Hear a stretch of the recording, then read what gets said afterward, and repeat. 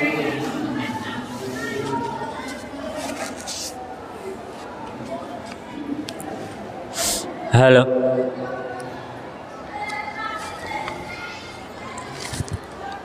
औज़ु बिल्लाहि मिनश शैतानिर रजीम। बिस्मिल्लाहिर रहमानिर रहीम।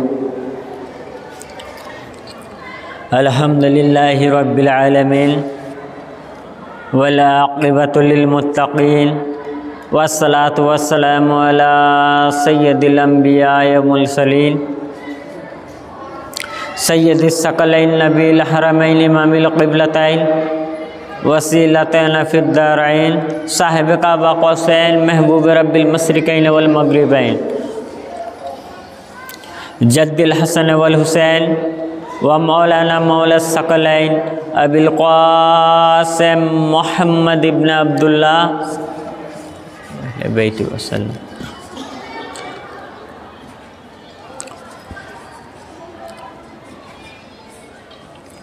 अम्मा बाद फ़अऊज़ु बिल्लाहि मिनश शैतानिर रजीम। बिस्मिल्लाहिर रहमानिर रहीम। अवामन काना मैतन फ़अहयैनाहु वजअलना लहू नूरन यमशी बिही फिन्नास कमम मसलहु फ़िज़्ज़ुलूमति लैसा बिख़ारिजिम मिन्हा कज़ालिका जुइना लिल काफ़िरीना मा कानू यअमलून। सदक़ल्लाहुल अज़ीम व सदक़ रसूलुहुल अमीनुल करीम। नहनु अला मिनश शाहिदीन व मिनश शाकिरीन वल्हम्दुलिल्लाहि रब्बिल आलमीन। इन्नल्लाह व मलाइकतहु युसल्लूना अलन नबी या अय्युहल्लज़ीना आमनू सल्लु अलैहि व सल्लिमू तस्लीमा। आप तमाम हजरात बावाज बुलंद नबी और आले नबी को हाजिर और नाजिर मानकर एक बार बावाज बुलंद दरूद पाक पर है। अल्लाहुम्मा सल्ली अला सय्यदना व मौलाना व नबीना व शफ़ीना मुहम्मदिन मादिनिल जूद वल करम व अला आलिहि व सहाबिहि बारिक व सल्लिम व अला सय्यदनल गौसिल आजम व अला औलदिहि सय्यदनल मुर्शिदिनल मुकर्रम सल्लल्लाहु तआला अलैहि व अहले बैति व सल्लम। मुअज्जज़ सामिए किराम और हाजिरान मजलिस और मेरे तमाम पीर भाई और बहन और मेरी आवाज़ जितने दूर तक पहुंच रहा है,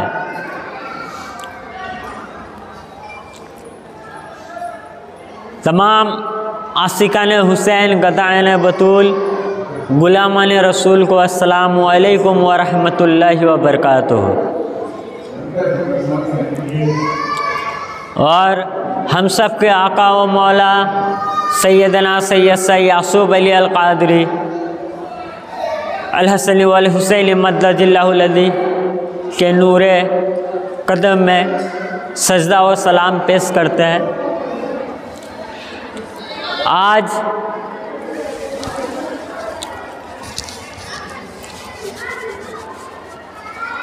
इस बजमे नूर में हम तशरीफ़ लाए हैं या लाए गए हैं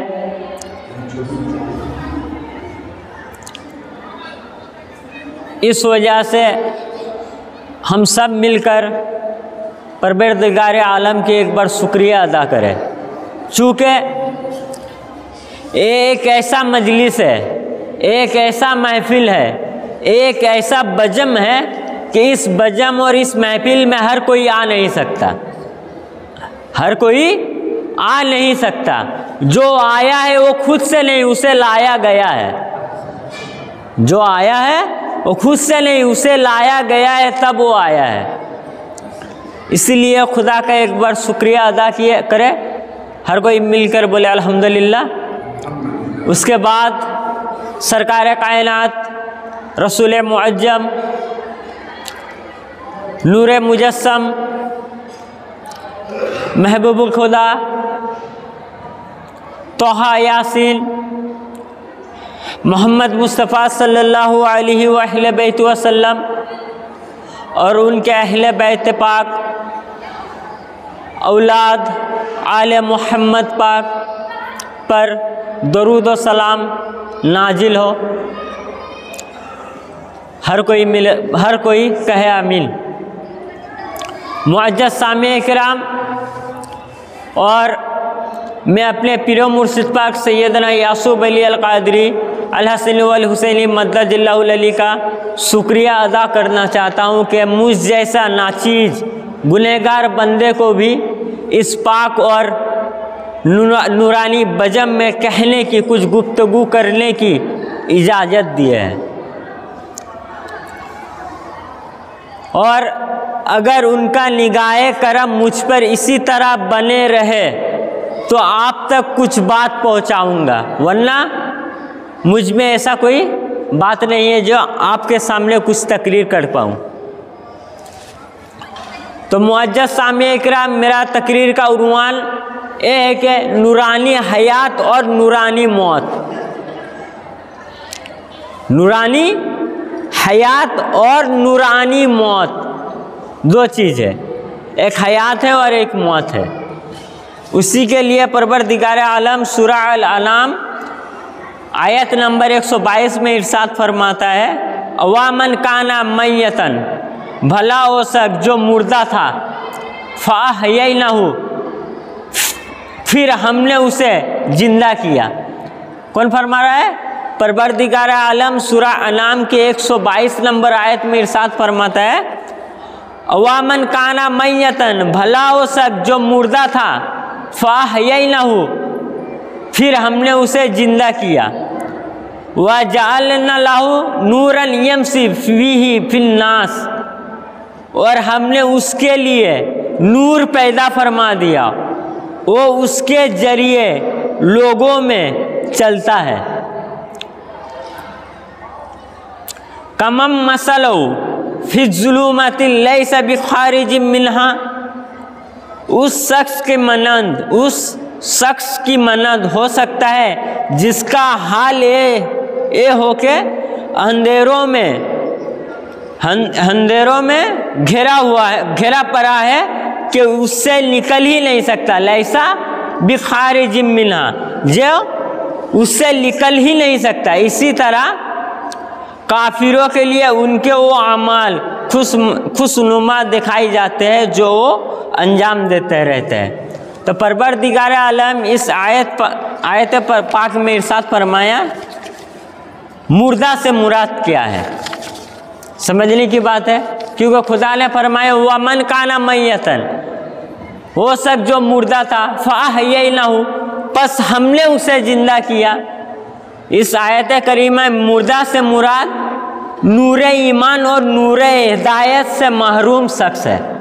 यानी मुर्दा से मुराद नूर ईमान और नूर हिदायत से महरूम शख्स है। यहाँ मुर्दा से मुराद रूह का कब्ज़ अंसरी से परवाज कर जाने के बाद कफाना और दफाना नहीं। कफाना यानी कफन पहनाना, उसके बाद दफन कर देना, ये नहीं है इससे मुराद। इस मुर्दा से मुराद, इस मौत से मुराद वमन काना मैयतन, मौत, मुर्दा, लाश, इससे मुराद ये नहीं है कि कफन पहना कर कब्र खोल कर मिट्टी दे दिए, इससे मुराद ये नहीं है। बल्कि यहाँ मैयतन से मुराद ऐसा जिंदा है जो नूर ईमान से महरूम है। नूर ईमान से महरूम है, जिंदा है मगर उसके अंदर नूर ईमान नहीं है, वो महरूम है। बाज लोग तो यहाँ एक और सवाल का जवाब दे। बाज लोग कहते हैं कि औलिया अल्लाह, बाज लोग अम्बिया और औलिया अल्लाह के जाहिरी फर्दा फरमा जाने के हवाले से कहते हैं कि वो मुर्दा हो गए। कहते हैं ना कि नबी पाक मुर्दा है, औलिया किराम मुर्दा है, हजरत ख्वाजा मोइनुद्दीन चिश्ती मुर्दा है, जितने बुजुर्ग हैं हर किसी को मुर्दा कह देता है, क्योंकि वो जाहिरी पर्दा कर दिए, जाहिरी पर्दा किया है, इसी वजह से उन्हें मुर्दा कहते हैं लोग। बाज लोग, कुछ लोग मुर्दा कहते हैं, तो वो मुर्दा हो गया। आप उन्हें जिंदा कैसा फिर हमसे सवाल कहते हैं? तो मुर्दा हो गया है, वो तो इंतकाल कर चुके हैं, उनको दफन भी हो चुका, उनको कफन भी हो चुका, मिट्टी भी दे दिए, तो आप उसे जिंदा कैसे समझते हैं? तो बस उनके लिए इतना ही सा कहूँगा कि हम उन्हें जिंदा इस तरह मानते हैं जैसे अल्लाह ने दर्ज बिल आयत करीमा में जिंदा को मुर्दा कहा, यानी जिंदा है, खुदा ने इस जिंदे को मुर्दा कहा, तो हम उसी तरह उस मुर्दे को जिंदा मानते हैं। जिस तरह तुम जिंदों को खुदा ने जिंदों को मुर्दा कहा, उसी तरह बस कई जिंदा होकर भी मुर्दा है और कई फौत पाकर भी जिंदा है। कई जिंदा होकर भी मुर्दा है और कई वफात पाकर भी जिंदा है। कैसे? मेरे दादा के बारे में, मेरे दादा कोई नहीं ना, इंतकाल कर चुका, उनका नाम लेने वाला कोई है? मैं लूँगा। मेरा बेटा और मेरे दादा का नाम नहीं लेगा। मैं लूँगा, मेरे बेटे और मेरे दादा का नाम नहीं लेंगे, मगर जिंदा और जिसका नाम बाकी है, जैसे हुजूर शहंशाह पूर्णिया रोशन अली अल कादरी अल हसन वल हुसैन अलैहिस्सलाम फौत कब किए, इंतकाल कब किए? तकरीबन 200-250 साल हो गया, तकरीबन लगभग, मगर 200-250 साल तक आज भी उनके नाम धूमो धाम से मनाया जा रहा है, उनका नाम लिया जा रहा है, इतने रोशन किया जा रहा है। कैसे? फिर फरमाया वो शख्स जो मुर्दा था, यानी वामन काना मैयतन, वो शख्स जो मुर्दा था, यानी चलता था, फिरता था, तकरीर करता था, तबलीग करता था, वाज करता था और जिंदा जाहिरी जिंदा नजर आता था, उसको अल्लाह ने फरमा दिया क्या उस मुर्दों को जिंदा जैसे समझ लूं? यानी जो वाज भी करता था, तकरीर भी करता था, चलता भी था, रहता भी था, घूमता भी था, खाता भी था, सोता भी था, उसे खुदा मुर्दा कह रहा है, तो उसे हम कैसे जिंदा समझूं? जिसे खुदा मुर्दा कह रहा है उसे हम कैसे जिंदा कर दो? बात जाहिरी हमें आपको कैसा लग रहा है? आपको मुझे देख कर लग रहा है मैं जिंदा हूँ, क्योंकि मेरा हाथ भी हरकत कर रहा है, जबान भी हरकत कर रहा है, मैं बोल रहा हूँ, आप सुन भी रहे हैं, तो आपको जाहिरी लग रहा है मैं जिंदा हूँ। मगर इसी जिंदगी को खुदा मुर्दा कह रहा है, मौत कह रहा है। वामन काना मैतन, भला हो सक जो मुर्दा था, फ़ाई ना हो, हमने जिंदा किया। तो उसके बाद गोया बारी ताला ने इस जिंदगी को मुर्दा कहा, यानी इसका मतलब ये होता है हयात यानी जिंदगी जिस्मानी के एतबार से जिंदा था, यानी हयात जिस्मानी के एतबार से जिंदा था, जैसे मैं जिंदा हूँ, हयात ईमानी जिस्मानी के एतबार से जिंदा हूँ, मगर अल्लाह ने उसे मुर्दा कहा। फिर इरशाद फरमाया फ़ाइना, हमने उसे जिंदा किया, यानी और उसे नूर ईमान दिया, उसे नूर ईमान दिया, नूर हिदायत, नूर मारिफत अदा कर दी, नूर बिलायत, नूर कुर्बत, नूर तकवा और अब्दियत अता कर दिया, नूर निस्बत अता कर दिया, नूर हिदायत और नूर मारिफत से वो मुर्दा था, फ़ाइना, बस उसे जिंदा कर दिया। यानी वो मुर्दा था तब तक, कब तक मुर्दा था? जब तक उसके अंदर ना नूर हिदायत था, ना नूर ईमान था, ना नूर मारिफत था, ना नूर तकवा था। जब तक ना था तब तक वो मुर्दा था। जब हमने उसे अता किया, फ़ाइना, हमने उसे जिंदा कर दिया।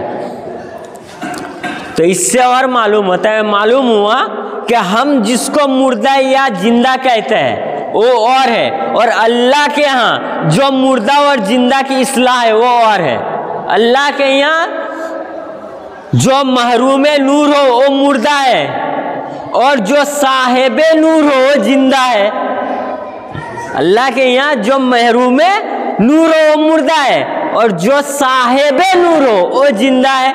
लिहाजा जो महरूम नूर है वो खुद ही मुर्दा है, तो जिंदे के हवाल को क्या जाने, उसे क्या खबर होगी? जो खुद मुर्दा है वो जो जिंदा है उसका हवाल, उसका हाल, उसका हाल चाल उसे क्या खबर होगी? कुछ नहीं, क्योंकि खुद ही तो मुर्दा है, खुद ही तो मुर्दा है, जिंदा नहीं है। तो जिंदा आदमी जिंदे का हवाल जानता है ना, मुर्दा का हवाल जानता है, तो खुद मुर्दा है, तो कैसे जिंदगी जिंदा आदमी का, जिंदा शख्स का, जिंदा इंसान का हवाल जानेगा? और मौत दूसरी है, और वो जिंदगी और मौत और है, यानी 2 जिंदगी और 2 मौत है। अच्छा है समझना, 2 जिंदगी और 2 मौत, और दोनों का ही सिस्टम अलग है, 2 जिंदगी और 2 मौत। और उस दुनिया में और है, इस दुनिया में जो जिंदा हो जाता है उसको कभी मुर्दा नहीं होता। इस दुनिया में जो जिंदा हो जाता है उसको कभी मुर्दा नहीं होता। इसको और बाद में गुफ्तगू इख्तिताम की गुफ्तगू ख़त्म की तरफ आपको समझ में आ जाएगा, क्लियर आ जाएगा। तो यहाँ से कायदा ये मालूम हुआ, एक कायदा मालूम हुआ कि अगर रूह जिस्म के अंदर हो तब भी कुरान उसे मुर्दा कह रहा है। ये समझ में आया ना? इतना देर तक बात समझ में आया मेरा? बोलिए जरा, समझ में आया? तो कायदा क्या मालूम हुआ? रूह अगर जिस्म के अंदर हो तब भी उसे कुरान मुर्दा कह रहा है। रूह है मेरा जिस्म के अंदर, मैं बोल रहा हूँ, मैं चल रहा हूँ, फिर भी खुद कुरान मुझे मुर्दा कह रहा है। बस रूहानी मौत और हयात का ताल्लुक रूह के जिस्म के अंदर या बाहर होने से नहीं है। रूह के जिस्म के अंदर बाहर होने से या अंदर होने से नहीं है। रूह अंदर थी तब भी मुर्दा था, रूह जिस्म से निकल गई फिर भी कोई फर्क ना पड़ा, क्योंकि मुर्दा ही था ना। जब मुर्दा था रूह निकल गया तो फर्क नहीं पड़ा, क्योंकि पहले ही मुर्दा था। ऐन मुमकिन है कि रूह जिस्म से जुदा हुआ, लेकिन साहिबे नूर होने की बिना पर फिर भी जिंदा है। जो रूहानी मौत थी ये रूहानी हयात हो, वो रूहानी मौत थी, यानी रूहानी मौत थी, रूह निकल गई फिर भी जिंदा है, और रूहानी हयात थी। रूह जिस्म से निकलने के बाद जिस्म से के साथ मुताल्लिक रहते। जो लोग जीते जी मुर्दा होते हैं वो महरूम नूर होते हैं, और मौत उन्हें दबोचने के लिए आती है। और जो लोग इस दुनिया में रूहानी हयात पाकर जिंदा हो जाते हैं उन्हें मौत मार ही नहीं सकती। उन्हें मौत मारने के लिए नहीं बल्कि उन्हें चूमने के लिए आती है। और बात और है, बाद में आ जाएगा। अल्लाह ताला ने फरमाया क्या? वो ऐसा जिंदा हो चुके हैं कि उस जिंदगी के बाद, यानी जिसके अंदर नूर ईमान नूर आ गया है, वो ऐसा जिंदा हो जाते हैं, उसके पास ऐसा हयात मिल जाता है कि उस जिंदगी पा जाने के बाद मौत आता है तो मौत नहीं रहता है, यानी कोई मौत ही नहीं आता। उस जिंदगी के बाद कोई मौत ही नहीं, सिर्फ जिंदगी और जिंदगी है। तो परवरदिगार आलम क्या फरमाया? वामन काना मैयतन, भला हो सक जो मुर्दा था हमने फाई ना हो, हमने उसे जिंदा कर दिया। कैसे? कैसे जिंदा किया? उसको नूर अता कर दिया। बस जिसको नूर मिल जाए वो जिंदा हो जाता है। नूर चूके, अब यहाँ समझ रहे हैं नूर किसको कहते हैं? नूर चूके रूह में होता है, जिस्म में नहीं। नूर जिस्म में नहीं होता, नूर रूह में होता है, रूह में होता है। लिहाजा वो जिंदगी जो नूर से मिलती है वो मौत से ख़त्म नहीं होती। समझ आ रहा है ना? मैं आहिस्ता आहिस्ता समझा रहा हूँ। जो जिंदगी नूर से मिलती है वो ख़त्म नहीं होती बल्कि जारी रहती है, क्योंकि वो रूहानी और नूरानी हयात होती है, और इसको जिस्मानी हयात से गर्ज नहीं होता। यानी हम जो अभी जी रहे हैं ये मेरा जिस्मानी हयात है, हम जो अभी जी रहे हैं ये मेरा जिस्मानी हयात है, मगर हुजूर शहंशाह पुनिया शरीफ सैयदना सैयद शाह रोशन अली अल कादरी अल बगदादी अलैहिस्सलाम जो जी रहे हैं ये उनकी नूरानी जिंदगी है, ये नूर की जिंदगी है। तो जब उनकी नूर की जिंदगी दुनिया में भी था और पर्दा कर जाने के बाद भी वो जिंदगी है। जो पर्दा कर दिए ना, पर्दा कर दिया उनका रूह मुबारक निकला जिस्म से, तो निकलने के बाद भी उनकी जिंदगी में फर्क नहीं पड़ा, क्योंकि उनकी जो जिंदगी थी वो नूरानी और रूहानी जिंदगी थी, इसलिए फर्क नहीं पड़ा। और वो अभी तक अपने रोज़े अक़दस में जिंदा है। किसके? कैसे? नूरानी हयात पाकर जिंदा है, क्योंकि उसके नूर जो उनको तो खुदा यहाँ क्या है ना हो, यानी आम ओलियों को अंदर नूर भर देता है तब वो जिंदा हो जाता है। और ये साहिबे नूर है, और ये साहिबे नूर है, खुदा का जाती नूर है, यानी खुदा इन्हें नूरी से बनाया है। तो उसके बाद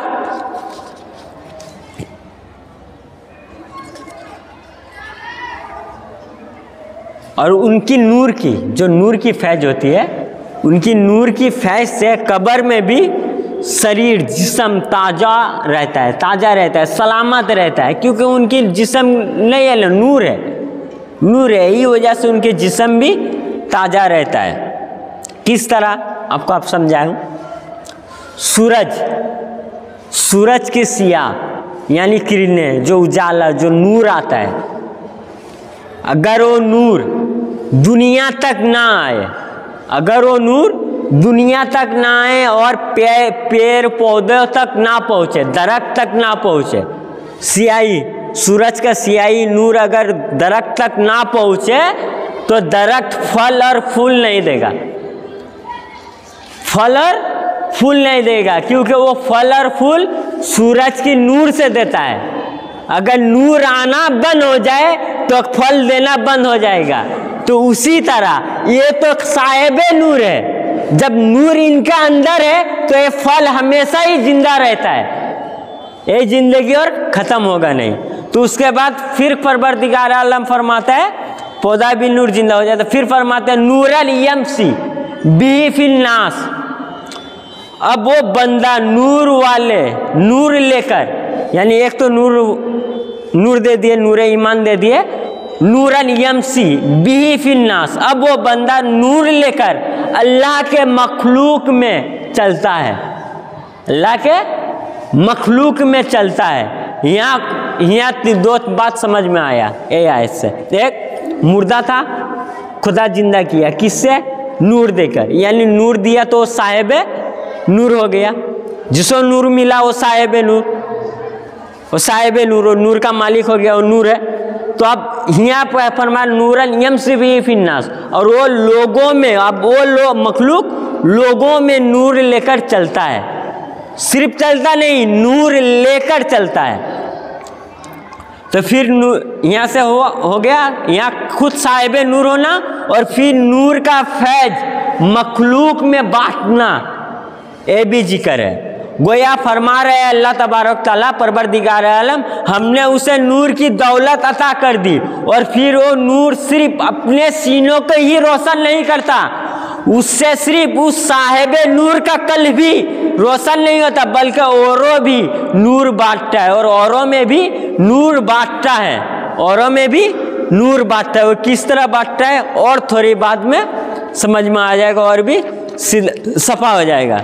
उसके बाद परवरदिगार आलम फरमाता है अफामन सर अल्लाह सदरुल इस्लाम फावा अला नूरम मिन रब्बी, सूरह जुमर 22 नंबर आयत नंबर 22 में, वला अल्लाह जिस शख्स का सीना इस्लाम के लिए खोल दिया हो तो वो अपने रब की तरफ नूर पर फायज हो जाता है। यानी अल्लाह जिसे हिदायत देना चाहता है उसका सीना इस्लाम के लिए खोल देता है, और अल्लाह जिसका सीना खोल देता है उसे नूर पर कर देता है। किस पर? नूर पर। फावा अला नूर मिन रब्बी, उसे अल्लाह नूर पर कर देता है। और जिसको अल्लाह ताला सराय सद्र की जरिए अपने नूर से पर पुर नूर करता है वो फिर अल्लाह के नूर के साथ अर्श से लेकर तहतल असरा तक सारी कायनात को उस नूर के जरिए देखते रहता है। किस नूर के जरिए? जब खुदा उसे नूरे ईमान, नूरे मारिफत अता कर दिए, जब वो बंदा नूर पर फायज हो जाए, नूर पर फायज हो जाए, तब वो उस नूर के जरिए से पूरे कायनात देखते रहता है। किस तरह? सरकार गौसे आजम फरमाते हैं, क्या फरमाते हैं? सरकार गौसे आजम अलैहिस्सलाम फरमाते हैं नजर तो इला बलादिल्ला जमन का खरदतिन अला हुक्म इत्तिसाल। और मैंने हुजूर गौसे आजम सरकार गौसे आजम अलैहिस्सलाम फरमाते हैं नजर तो इला बलादिल्ला जमन, और मैंने अल्लाह ताला के तमाम शहरों की तरफ देखा, काखरदतिन अला हुक्म इत्तिसाल, तो वो सब मिलकर राई के दाने बराबर मेरे हाथों में थे, राई के दाने बराबर मेरे हाथों में थे। कैसे? कैसे देखे? क्योंकि साहेब नूर है, उस नूर यानी उस नूर से देखे पूरे कायनात उनके हाथ में, पूरे उस नूर को देखे, उस नूर से देखे पूरे अपने हथेलियों में। नहीं आप बता सकते हैं ये हथेली है, इस हथेली में पूरी कायनात देखना मुमकिन है? बोलिए, नामुमकिन है। जिस्मानी हयात रहता तो हम कभी देख नहीं पाते।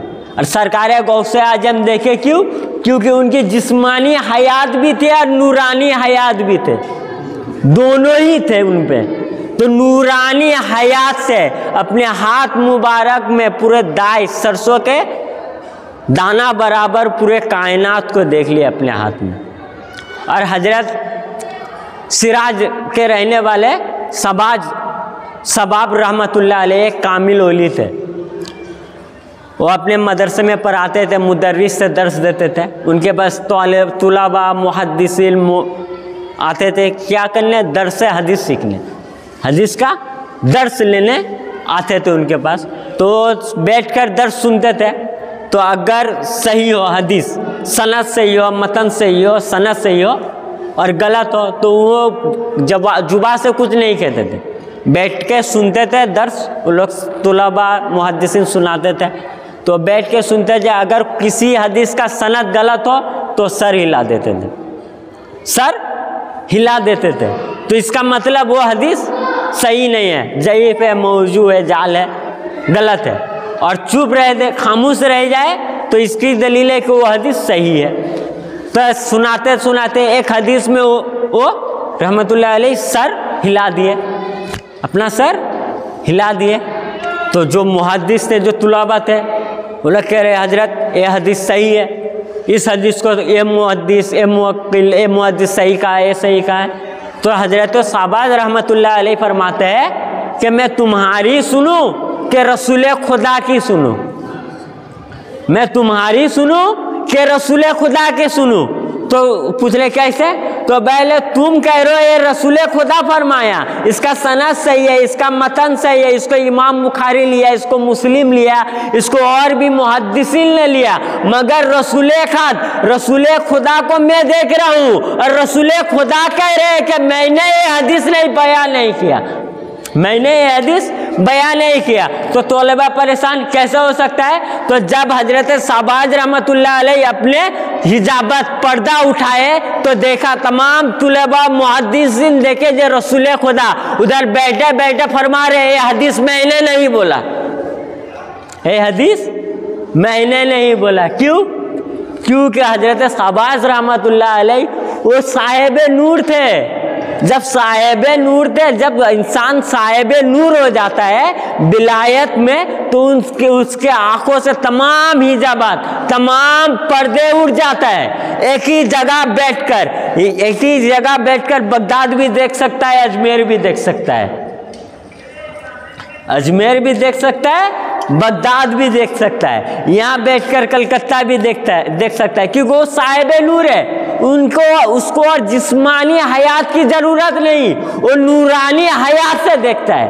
अगर जिस्मानी हयात से देखो तो मैं उतना दूर देख पाऊंगा, उतना दूर जितना दूर मेरा नजर चाहे, मगर जब नूरानी हयात से देखूंगा तो पूरा कायनात मेरे हथेली में।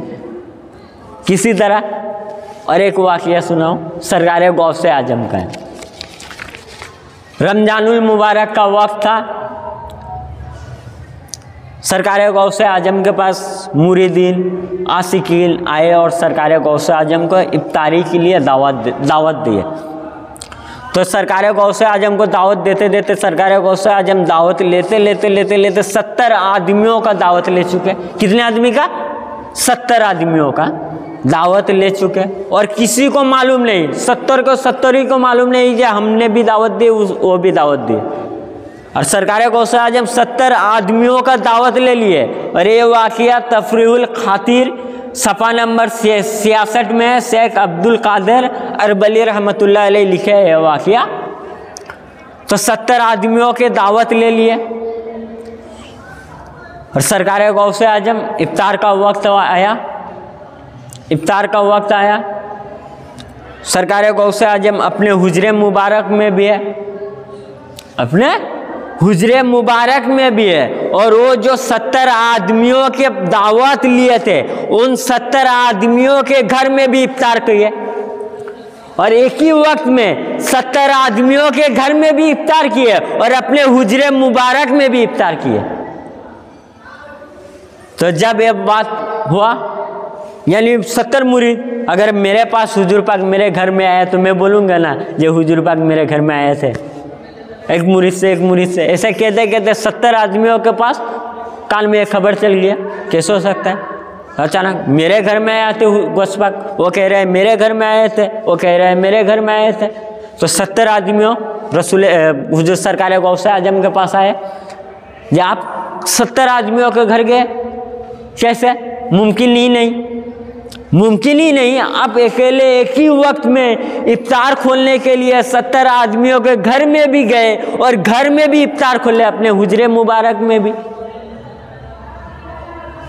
खादिम भी थे। तो सरकार गौसे आजम पर सच कह रहा हूँ, मैं गया था 70 आदमी के घर में, जितने आदमी मुझे दावत दिए थे सबके घर में मैंने इफ्तार किया। तो कैसे? तो सरकार वहाँ एक गाछ था, तो सरकार गौसे आजम बोले उस गाछ में देखो, तो उस गाछ में जितने पत्ते थे हर पत्ते में सरकार गौसे आजम नजर आ रहे थे, यानी खुद हर पत्ते में नजर आ रहे थे। तो इसी तरह, क्योंकि वो नूरानी हयात है, जिस्मानी नहीं, वो नूरानी हयात है। तो उसके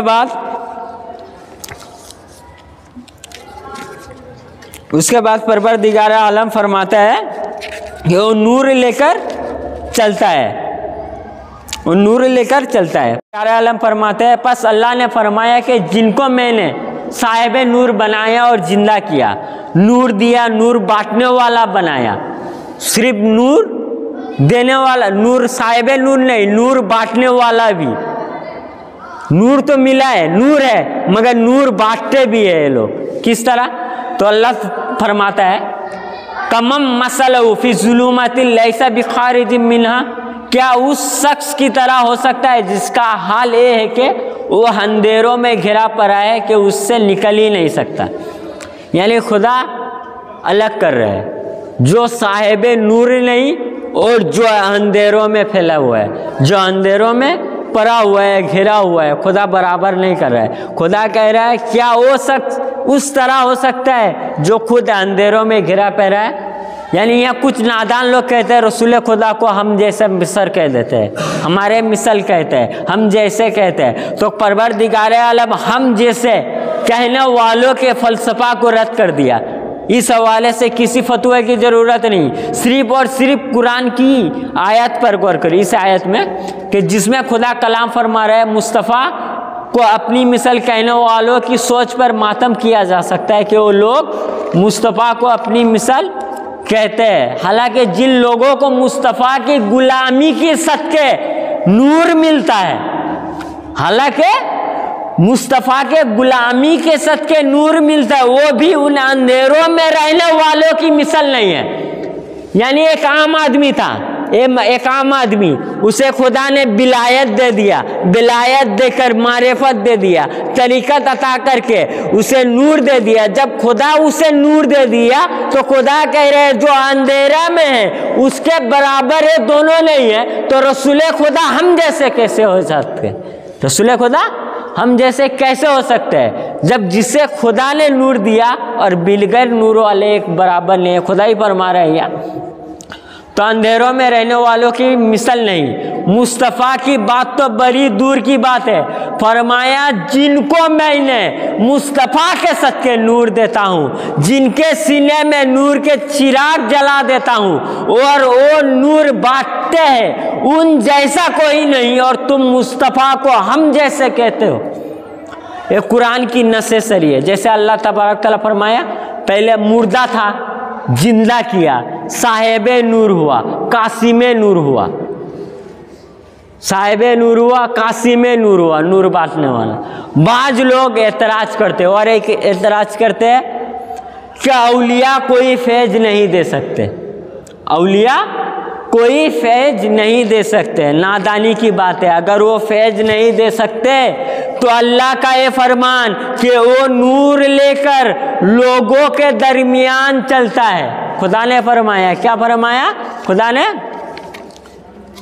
नूरन यमसी बिही फिन्नास, वो मखलूक जिसे मैंने साहिब नूर बनाया, वो नूर लेकर मखलूक के बीच चलता है। तो क्या उसे, यहाँ एक सवाल है, क्या खुदा उसे लोगों के बीच चलाकर वर्जिश करा रहा है?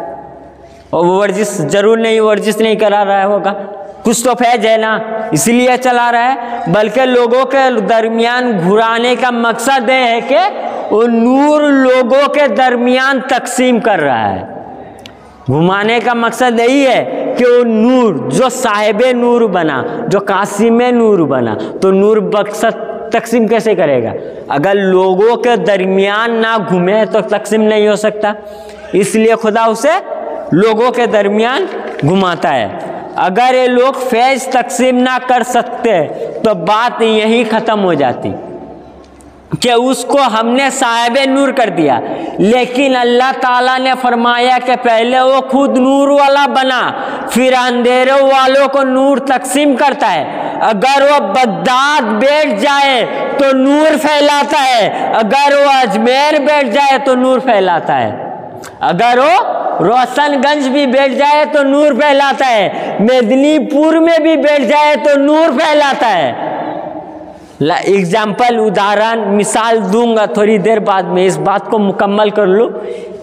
बहुत मिसाल है, बहुत एग्जाम्पल है।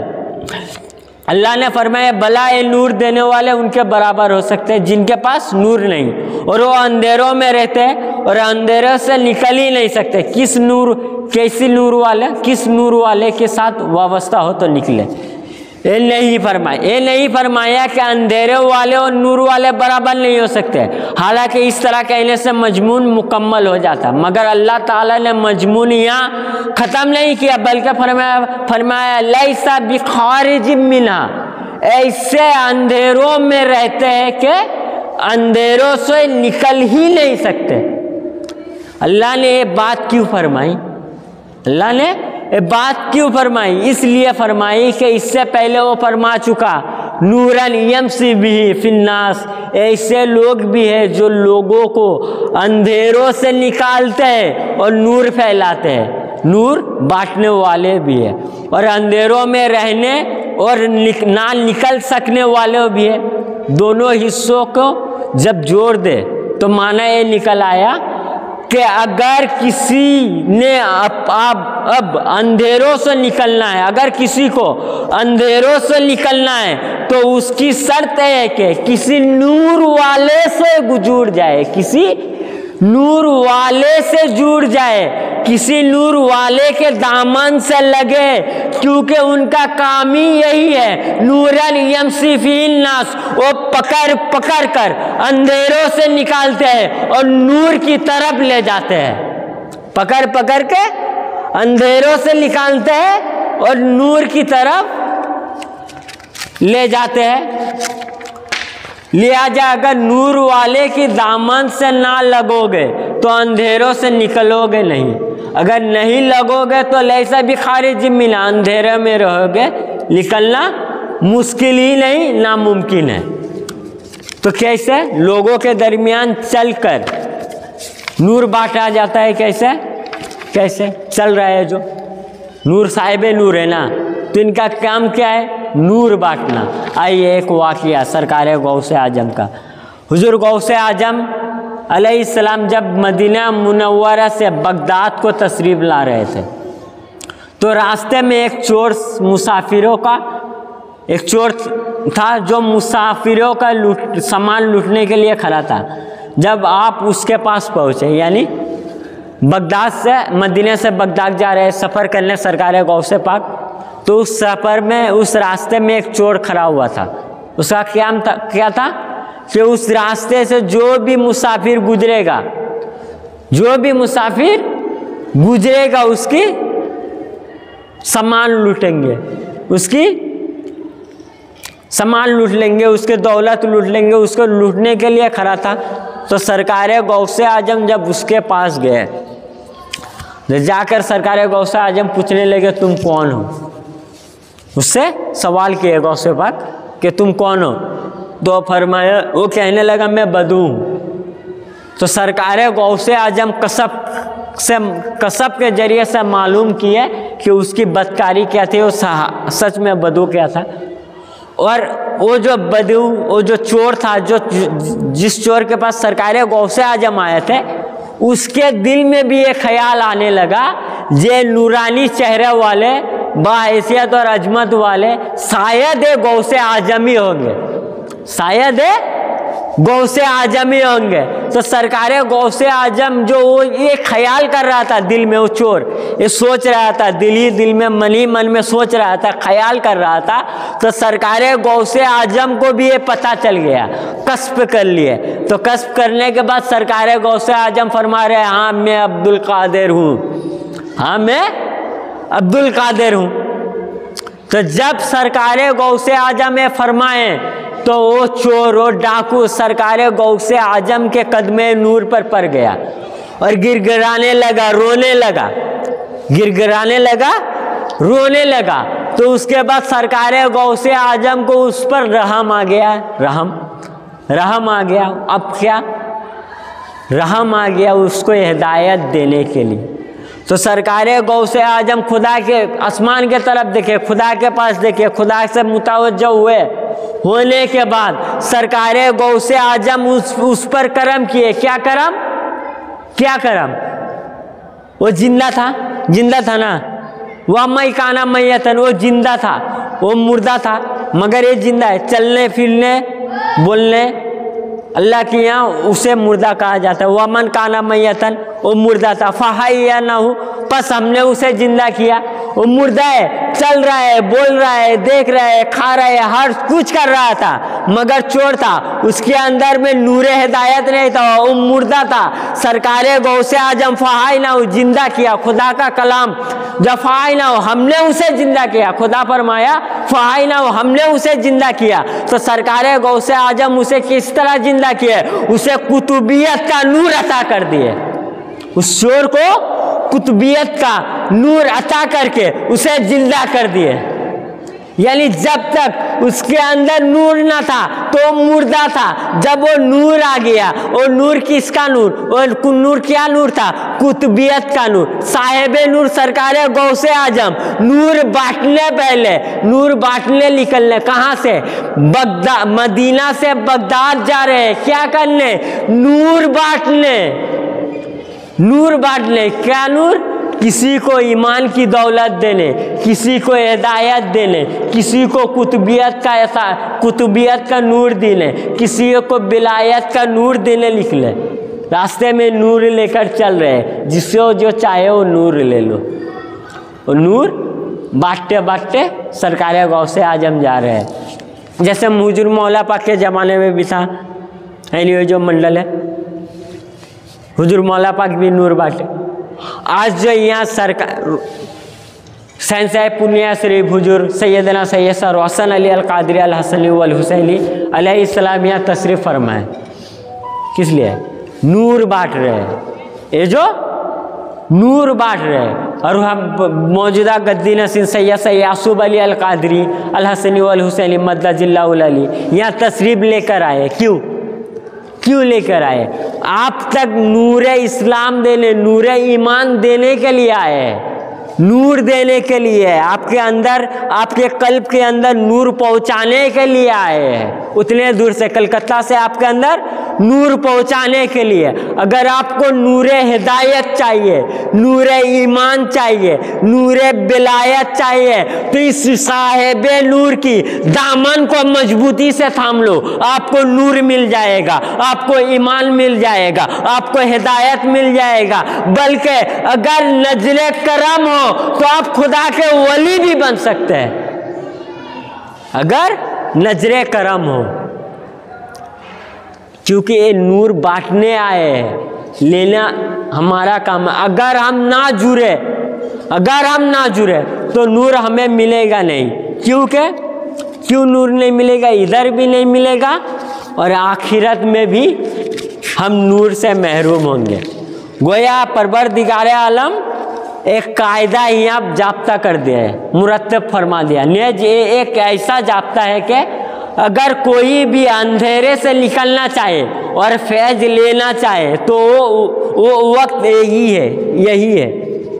यही वक्त है। मरने के बाद वो नूर और वो फैज नहीं मिलेगा। अगर लेना है तो यही लेना है, यही वक्त है। क्योंकि जब कियामत का वक्त आ जाएगा तो उस वक्त उनको पछतावा होगा। कियामत के दिन भी अल्लाह ताला अपने बंदों की पहचान नूर करेंगे। जो कहते हैं नबी हमारे जैसे मिट्टी के बसेर है और नादान है, यानी खुदा कियामत को भी पहचान नूर करेगा, नूरी होगा पहचान, बंदों का पहचान नूर होगा। अरे नबी को हमारे जैसा बसर कह रहे हैं, मिट्टी का कह रहे हैं, तो क्या इरशाद फरमा रहा है खुदा? यस्आ नूरुहुम बैना ऐदीहिम व बिअयमानिहिम, कि उनका नूर उनके आगे और उनकी दाएं जानिब तेज से चल रहा होगा। कियामत का यह दिन, एक कियामत का मरहला है। यानी अगर किसी को नूर लेना है तो दुनिया ही में ले, क्योंकि अगर वो दुनिया में लैसा भी खारिज मिना, अगर अंधेरे से निकल ना पाए तो आखिरत में भी अंधेरे से निकल नहीं पाएगा। क्योंकि आखिरत का भी सिस्टम जो है वो नूर का है, आखिरत का सिस्टम भी नूर है। क्योंकि खुदा ने फरमाया यसा नूरुहुम बैना ऐदीहिम व बिअयमानिहिम, कि उनका नूर उनके आगे और उनके दाएं जानिब तेजी से चल रहा होगा। सूरा अल हदीद आयत नंबर 12। यानी हुजूर सल्लल्लाहु अलैहि वसल्लम से सहाबा इकराम अर्ज किए, पूछा या रसूल अल्लाह, क़ियामत के दिन अपनी उम्मत को किस तरह पहचानेंगे आप?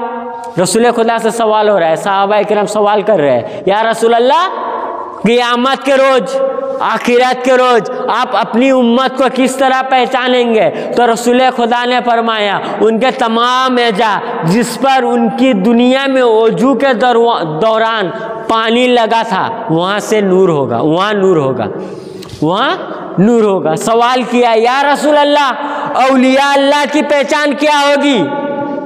औलिया अल्लाह की पहचान क्या होगी?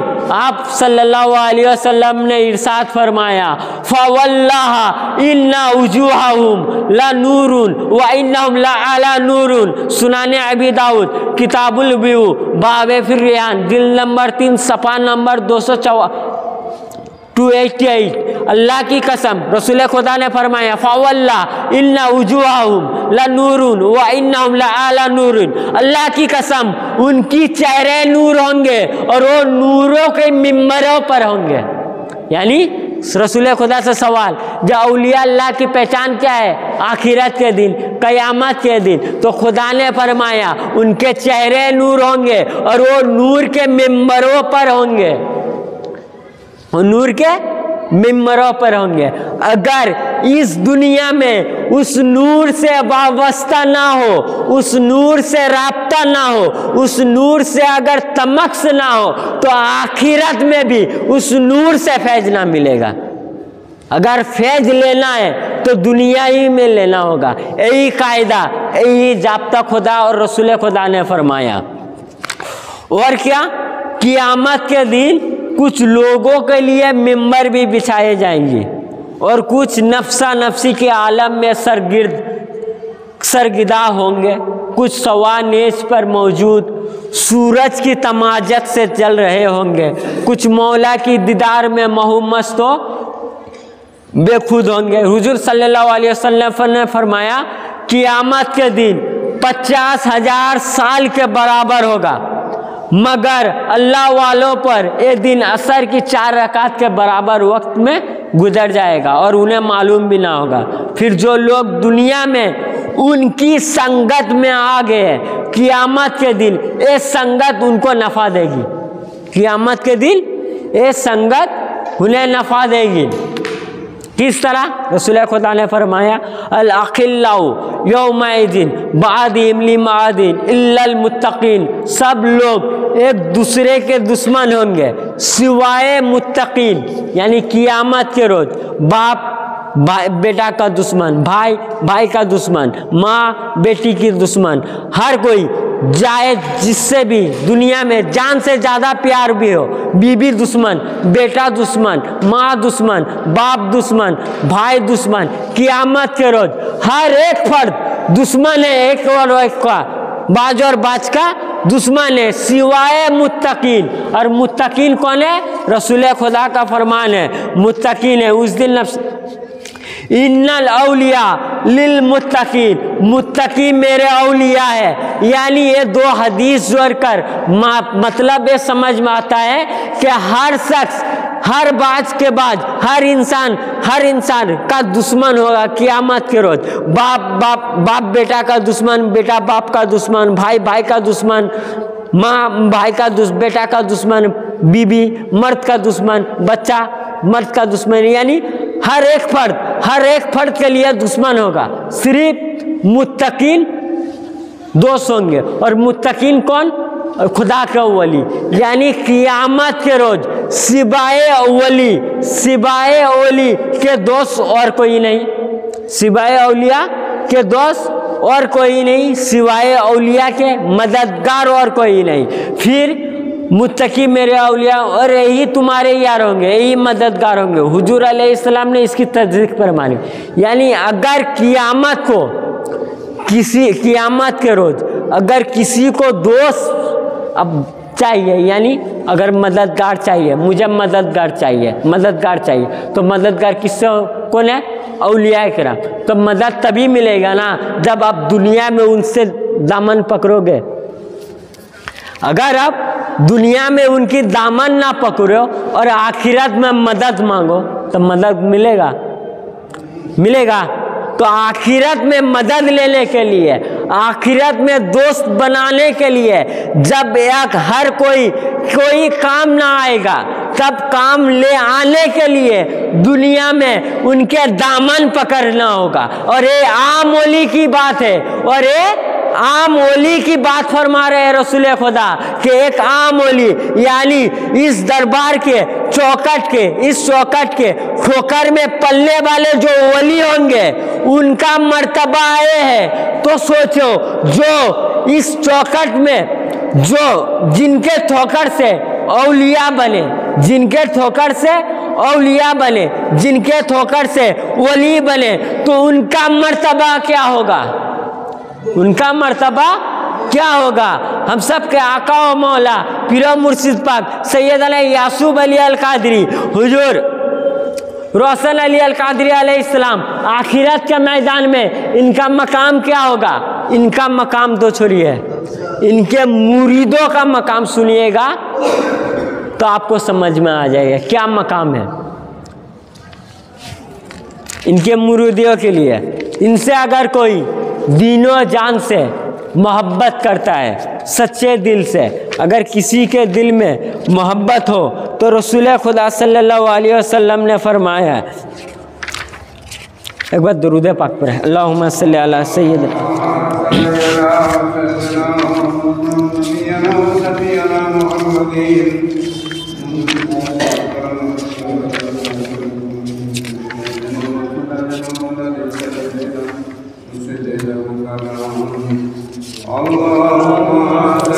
सैयदना व मौलाना व नबीना व सफ़ीना मुहम्मद मादनिल जुद वल करम व अला आलिहि व अस्हाबि बारिक व सल्लिम व अला सैयदना अल गौसुल आजम व अला औलादिही सैयदना मुर्शिदना अल मुकर्रम।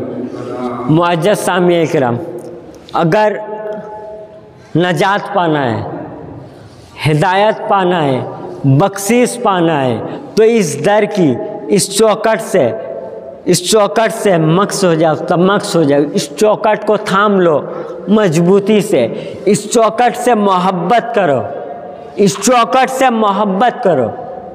जब मोहब्बत होगा तभी नजात मिलेगा, बख्शिश मिलेगा, हिदायत मिलेगा। जो मांगोगे वही मिलेगा, जो मांगोगे वही मिलेगा, मगर मोहब्बत चाहिए। मोहब्बत, जो लेना है, जो चाहिए, हर चीज़ इस दर में मौजूद है, हर ओर से इस दर से मिल जाएगा। जो चाहिए, शहीदी का मर्यादा। यानी अगर आम वली, क्या बोले, आम वली मददगार है क़यामत के मैदान। और इस दरबार के मुरीदों का मकाम सुनिए, इस दरबार के मुरीदों का मकाम सुनिए। अगर इस दरबार के हुजूर पाक, वर्तमान हुजूर पाक सैयद यासूब अली अल कादरी अल हसनी वल हुसैनी मद्दजुल्लाहुल अली की मोहब्बत अगर आपके दिल में हो, अगर आपके दिल में हो, उनकी उल्फत अगर आपके दिल में हो, अगर उनकी चौखट पर आप, उनकी चौखट से आप जुड़े रहे, उनके दामन को थामे रखे, तो रसूल खुदा सल्लल्लाहु अलैहि वसल्लम फरमा रहे, मम्मात अला हुब्बे आले मोहम्मदिन माता शहीदा। यानी रसूल खुदा फरमाया, जो शख्स आले मोहब्बत की मोहब्बत पर इंतकाल किया उसने शहादत की मौत पाई, उसने शहादत की मौत पाई। रसूल खुदा ने फरमाया आले मोहब्बत, यानी जो शख्स रसूल खुदा की मोहब्बत, मौला अली अलैहिस्सलाम की मोहब्बत, सैयदा खातून जन्नत सलामुल्लाह अलैहा की मोहब्बत, इमाम हसन इमाम हुसैन अलैहिस्सलाम की मोहब्बत, हुजूर गौसे आजम अलैहिस्सलाम की मोहब्बत, हुजूर रोशन अली अल कादरी अलैहिस्सलाम की मोहब्बत, हुजूर जाकिर अली अल कादरी अलैहिस्सलाम की मोहब्बत, हुजूर मौला पाक की मोहब्बत, हुजूर सैयदना सैयद रशीद अली अल कादरी अलैहिस्सलाम की मोहब्बत, मौजूदा गद्दी नसील हुजूर सैयद यासूब अली अल कादरी अल हसनी वल हुसैनी मद्दजुल्लाहुल अली की मोहब्बत लेकर अगर कोई शख्स इंतकाल करता है, उनकी मोहब्बत की लो अपने दिल में जलाकर इंतकाल करता है, तो रसूल खुदा ने फरमाया वो शहादत की मौत पाई, वो शहादत की मौत पाई। अब समझे नहीं, और एक हदीस सुनाऊं तो आपको समझ में आ जाएगा। सुनाने इब्ने माजा जिल नंबर 2 सफ़ा नंबर 240, हजरत उस्मान इब्न अफ़्फ़ान रदी अल्लाह ताला अन रिवायत करते हैं, अन उस्मान इब्न अफ़्फ़ान क़ाला क़ाला रसूलुल्लाह सल्लल्लाहु अलैहि वसल्लम इजा यौमल क़ियामा यस्फ़उ सलासा। हजरत उस्मान रदी अल्लाह ताला अन फरमाते हैं कि रसूल खुदा ने फरमाया क़ियामत के दिन तीन जमात सफ़ाअत करेगा। कितना? क़ियामत के दिन 3 जमात सफ़ाअत करेगा। वो कौन सा जमात है? सुम्मल अल अंबियाओ सुम्मल उलमा सुम्मा सुहादा। रसूल खुदा फरमाया जब क़ियामत आएगा, क़ियामत के रोज़ 3 जमात सफ़ाअत फरमाएगा। उनमें से पहला जमात है अंबिया का जमात, दूसरा जमात है उलमा का जमात, तीसरा जमात है सुहादा का जमात। यानी जो शहीद होकर मरा, जो शहीदी मौत मरा, जो शहादत मौत मरा, जो शहादत पाकर इंतकाल किया, वो भी आखिरत के मैदान में सफ़ाअत फरमाएगा। और रसूल खुदा ने फरमाया अला मम्माता हुब्बे आले मोहम्मदिन माता सईदा, जो आले मोहब्बत की मोहब्बत में इंतकाल किया वो शहादत के मौत पाया। यानी जो आले मोहब्बत से मोहब्बत करके इंतकाल करेगा वो शहीद। और रसूल खुदा फरमाया आखिरत के रोज शहीद सफ़ाअत करेगा। यानी जो सैयदना सैयद यासूब अली अल कादरी मद्दजुल्लाहुल अली की मोहब्बत लेकर इंतकाल किया, हुजूर रोशन अली अल कादरी की मोहब्बत लेकर इंतकाल किया, खुदा की कसम अगर वो मोहब्बत सच्ची हो, आखिरत में वो भी सफ़ाअत सुगरा अता करेगा, वो भी सफ़ाअत सुगरा अदा करेगा। क्योंकि उस भी शहादत की मौत मरा, शहादत पाया, शहादत की मौत पाई। क्योंकि रसूल खुदा के फरमान है हुब्बे आले मोहम्मद माता शहीदा। तो सोचिए अगर इस दरबार की मोहब्बत करने की वजह से ये आलम है क़ियामत को, क़ियामत में मुरीदों का, आशिकीन का, मुहब्बीन का ये मकाम है, तो इनकी जो हुजूर पाक है इनकी मकाम क्या है क़ियामत में? तब इनका मकाम क्या होगा? हमारे जब उनके मुरीदीन का मकाम ऐसा है तो इनका मकाम क्या है। उसके बाद रसूल खुदा सल्लल्लाहु अलैहि वसल्लम ने और फरमाया, अला मम माता अला हुब्बे आले मुहम्मदिन माता मगफूरल्लाहु। सरकार रसूल पाक सल्लल्लाहु अलैहि वसल्लम फरमाया, आगाह हो जाओ हे मेरे उम्मतियों, आगाह हो जाओ हे मेरे उम्मतियों, सावधान हो जाओ हे मेरे उम्मतियों, आगाह हो जाओ। जो शख्स अहले बैत की आले मोहब्बत की मोहब्बत पर इंतकाल किया, उस शख्स की तमाम गुनाह बख्श दिए गए। क्या हुआ? अगर आप सैयद सर हसन अली अल कादरी अलैहिस्सलाम की मोहब्बत लेकर, गद्दी नसीन हुजूर पाक की मोहब्बत लेकर, आले नबी की मोहब्बत लेकर, इनके तमाम औलाद पाक के मोहब्बत लेकर इंतकाल किए, दिल के अंदर मोहब्बत है इनकी, अगर आप इसी वक्त उस मोहब्बत लेकर इंतकाल किए तो रसूल खुदा ने फरमाया, आपके ज़िंदगी में जितने भी गुनाह किए थे परवरदिगार आलम हर गुनाह उसी वक्त बख्श दिए गए, माफ़ कर दिए गए। खुदा आप माफ़ कर दिए, खुदा बख्श दिए। इनकी मोहब्बत की फजीलत है, इनकी मोहब्बत की फजीलत इतनी है, तो इनकी फजीलत क्या होगी ज़रा सोचना। जे इनकी मोहब्बत की फजीलत इतनी, जे इनसे मोहब्बत करूँ तो बख्शा जाऊँ, इनसे मोहब्बत करूँ तो शहादत पाऊँ, तो इनकी फजीलत क्या है, इनकी फजीलत और इनकी मकाम क्या है। उसके बाद रसूल खुदा फरमाते अला मम्मा ताला हुब्बे आले मुहम्मदिन माता तय्यबन। होशियार हो जाओ, आगाह हो जाओ, जो शख्स आले मोहब्बत की मोहब्बत पर इंतकाल किया वो तौबा करके इंतकाल किया, तौबा कर कर इंतकाल किया। यानी जो आले मोहब्बत से मोहब्बत करेगा, जो रसूल खुदा के औलाद पाक से मोहब्बत करेगा, जो मौला अली अलैहिस्सलाम, इमाम हसन अलैहिस्सलाम, इमाम हुसैन अलैहिस्सलाम, हुजूर गौसे पाक अलैहिस्सलाम, हुजूर हसन अली अल कादरी अलैहिस्सलाम, हुजूर छोटा मालिक पाक, बड़े मालिक बड़े हुजूर पाक से मोहब्बत लेकर इंतकाल किया, मोहब्बत कर कर उनकी उल्फत की लो दिल में जलाकर, उनकी मोहब्बत दिल में रखकर इंतकाल किया, तो इंतकाल करने से पहले वो तौबा की हालत में इंतकाल करेगा, तौबा करने की तौफत मिल जाएगी, तौबा करने की तौफीक मिल जाएगी। यानी जब इंतकाल करोगे तो तौबा करके इंतकाल करोगे, और जो शख्स तौबा कर कर इंतकाल करता है, रसूल खुदा का हदीस है कि उसका तमाम गुनाह मिट जाता है, उसका तमाम गुनाह मिट जाता है। तो आप तौबा कर कर इंतकाल करेंगे। तो सोचिए, इनसे मोहब्बत करने से तौबा इंतकाल। और एक बात बोल दूँ, इसका मतलब हर बात के एक नेगेटिव एक पॉजिटिव होता है।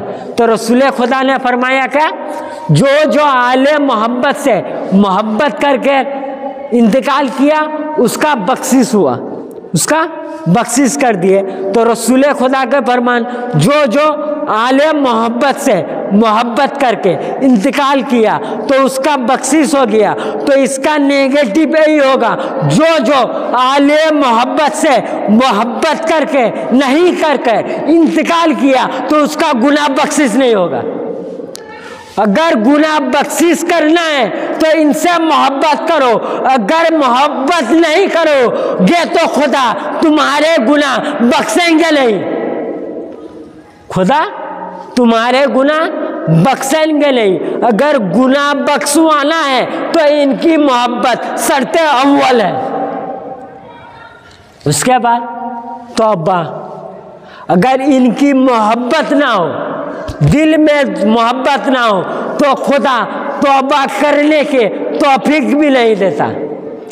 तो यानी तौबा करने के लिए मरने से पहले, इंतकाल से पहले अगर तौबा करने चाहते हो तो इनसे मोहब्बत करो, अगर मोहब्बत ना हो तो तौबा भी ना होगा।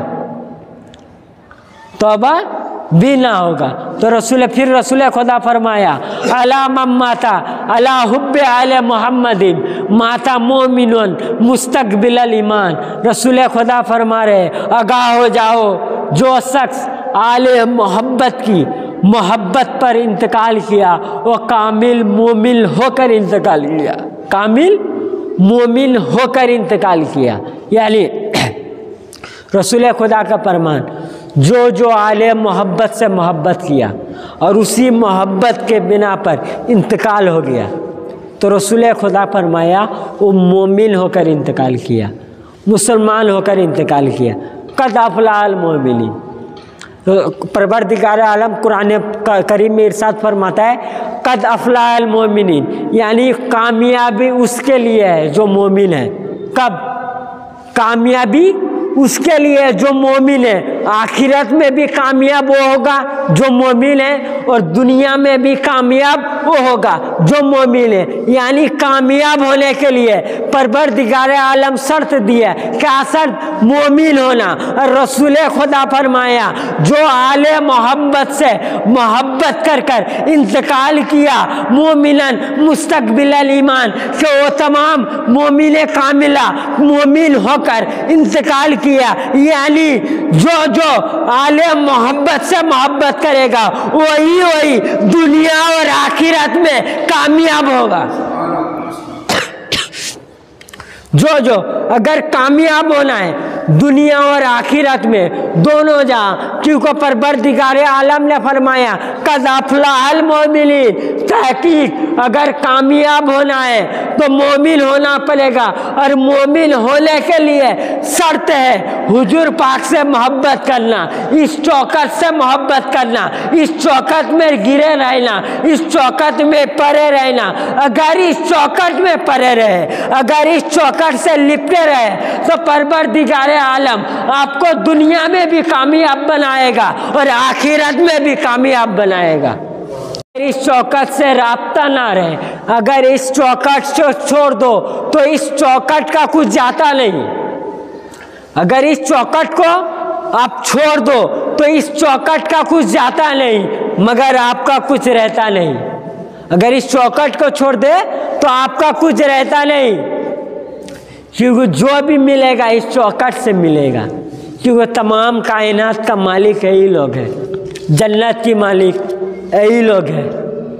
जन्नत इन्हीं की बदौलत है, नियामत इन्हीं की बदौलत है, हर से इनकी बदौलत से मिलेगी।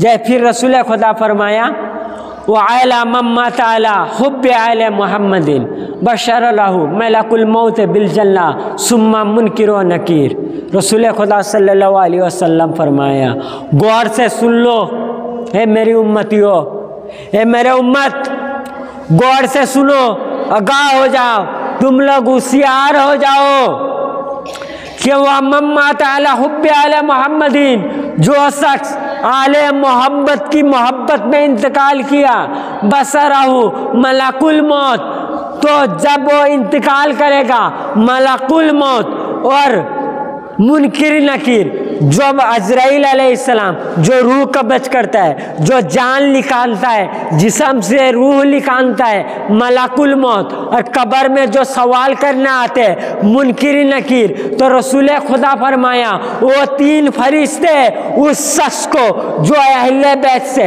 आले मोहब्बत से हुजूर रोशन अली अल कादरी अलैहिस्सलाम से मोहब्बत करके, बड़े हुजूर पाक से मोहब्बत करके, छोटे हुजूर पाक से मोहब्बत करके इंतकाल करेगा, उनकी मोहब्बत लेकर इंतकाल करेगा, तो रसूल खुदा ने फरमाया अजराइल अलैहिस्सलाम और मुनकिर नकीर ये तीनों फरिश्ते उसे जन्नत की बसरत देंगे।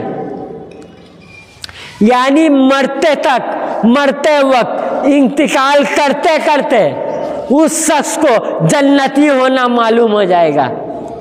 तो यानी अगर कोई मोहब्बत ना करे, नेगेटिव क्या यही है ना, अगर मोहब्बत करो तो जन्नत की बसरत, अगर मोहब्बत ना करो तो जहन्नम की बसरत। अगर मोहब्बत करो इनसे तो जन्नत की बसरत, और अगर मोहब्बत ना करो तो जहन्नम की मसरत। क्योंकि रसूल खुदा ने फरमाया अगर कोई शख्स इनकी मोहब्बत के बगैर दुश्मनी लेकर, मोहब्बत ना रखकर, बुग़्ज़ रखकर, दुश्मनी लेकर इंतकाल करता है तो आखिरत में जन्नत की दूर की बात, जन्नत की खुशबू तक नहीं मिलेगा। जन्नत की खुशबू तक उस शख्स को नहीं मिलेगा जिस शख्स के दिल में इनकी बुग़्ज़ है, इनकी नफ़रत है। और जन्नत की खुशबू पाने के लिए, जन्नत की खुशबू तो दूर, जन्नत की बसरत मिल जाएगी अगर इनकी मोहब्बत दिल में बसा हो तो। उसके बाद रसूल खुदा ने फरमाया वअला मम्माता अला हुब्बे आले मोहम्मदी फूते अलाहु फ़ी क़ब्री बाबा ने इलल जन्ना। रसूल खुदा ने फरमाया आगाह हो जाओ, जो शख्स आले मोहब्बत की मोहब्बत पर इंतकाल किया, आले मोहब्बत की मोहब्बत लेकर इंतकाल किया, परवरदिगार आलम उसके कब्र में 2 दरवाजे जन्नत के खोल देते हैं। क्या? जो कब्र है, कब्र में दरवाजे।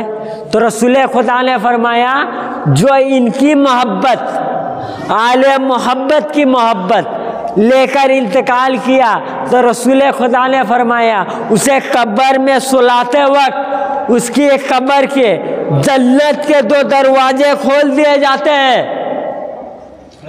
ताकि उसके कब्र में जन्नती हवा आए, जन्नती हवा आए। एक फजीलत है इनसे मोहब्बत करने की, इनसे मोहब्बत करने की, एक चौखट में जुड़े रहने की, इस चौखट से लो लगाने की फजीलतें हैं। उसके बाद रसूल खुदा सल्लल्लाहु अलैहि वसल्लम फरमाते हैं वअला मम्माता अला हुब्बे आले मुहम्मदिन युज़फ़्फ़उ इलल जन्नते कमा तुज़फ़्फ़उल अरूसु इला बैत ज़ौजिहा। जो शख्स अहले बैत की, आले मोहब्बत की मोहब्बत पर इंतकाल किया वो शख्स ऐसी इज्जत के साथ जन्नत में ले जाया जाएगा जैसे दुल्हन को दूल्हा के घर भेजा जाता है, जैसे दुल्हन को दूल्हा के घर में भेजा जाता है। आपको शायद पता है जब किसी लड़की का शादी होती है, दुल्हन सजती है, जब वो दूल्हा का घर में जाता है तो उसको किस तरह सजाया जाता है, उसकी हर चीज़, हर पसंद की चीज़ उसे पहनाया जाता है ना। तो उसी तरह रसूल खुदा फरमाया जो इनकी मोहब्बत लेकर इंतकाल करेगा तो उसे उस दुल्हन की मानद, जिस दुल्हन को दूल्हा का घर भेजा जाता है, उस दुल्हन की मानद जन्नत की तरफ ले जाया जाएगा।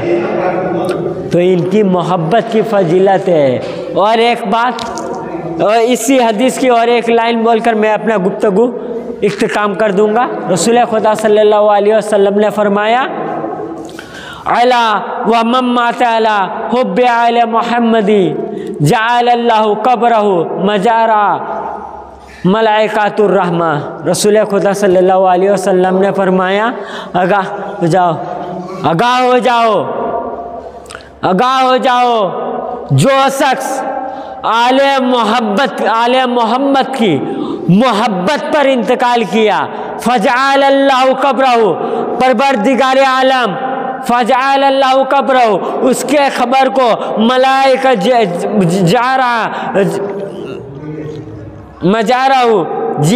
जाराहु मलाइकातुर रहमा, परवरदिगार आलम उसके कब्र को फरिश्ते रहमत की फरिश्ते के, उसके कब्र को, उसके मजार को रहमत के फरिश्तों के लिए ज़ियारतगाह बना देते हैं। यानी तुम्हारे कब्र जो शख्स हुजूर पाक की मोहब्बत लेकर इंतकाल करे, हुजूर रोशन अली अल कादरी अलैहिस्सलाम के मोहब्बत लेकर, उल्फत लेकर इंतकाल किए, इंतकाल पर मरे तो रसूल खुदा ने फरमाया उसकी कब्र में आम इंसान नहीं, रहमत के फरिश्ते ज़ियारत करने आते हैं,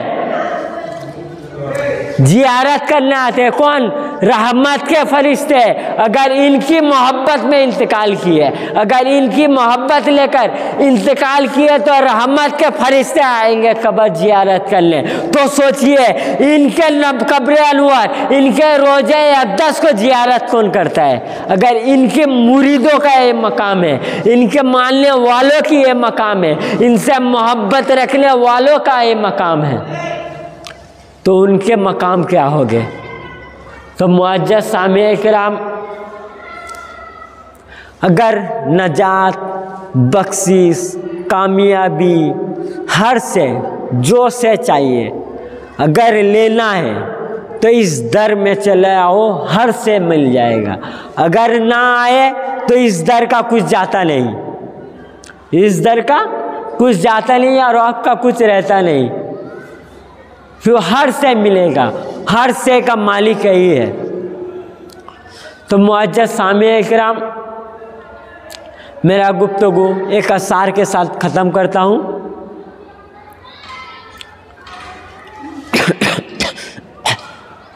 अली के इश्क़ में ऐसा कलाम कर दूँगा, अली के इश्क़ में ऐसा कलाम कर दूँगा, जो तबीयत व बहाल तो महाल कर दूँगा।